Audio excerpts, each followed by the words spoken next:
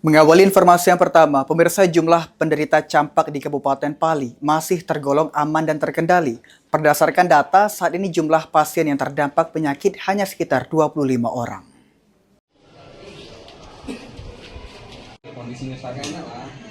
Penyakit campak merupakan penyakit menular yang mana disebabkan oleh virus dan sangat mudah menyebar melalui udara, terutama saat penderita batuk atau bersin. Gejala campak biasanya muncul antara lain demam tinggi, batuk, pilek, mata merah, serta ruam pada kulit. Penyakit ini umumnya menyerang anak-anak, terutama belum mendapatkan imunisasi lengkap.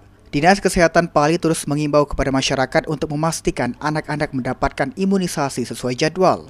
Ernawati selaku Kabid Pencegahan dan Pengendalian Penyakit P2P Dinkes Pali menyampaikan, di Kabupaten Pali campak ini dari minggu ke-1 sampai sekarang ada 25 pasien tersebar dari 9 puskesmas dan rumah sakit, di mana kondisi pasien untuk saat ini tidak begitu ada peningkatan, masih normal dan stabil.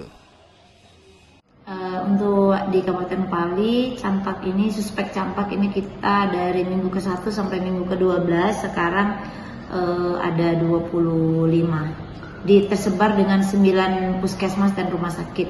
Dan sekarang secara update-nya masih ada 1 yang dirawat di rumah sakit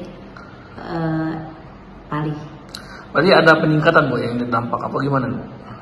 Kalau peningkatan tidak begitu ini peningkatannya, oleh karena kita dari minggu ke-1 sampai minggu ke-12. Masih terbilang normal dan stabil Bu ya? Iya, masih.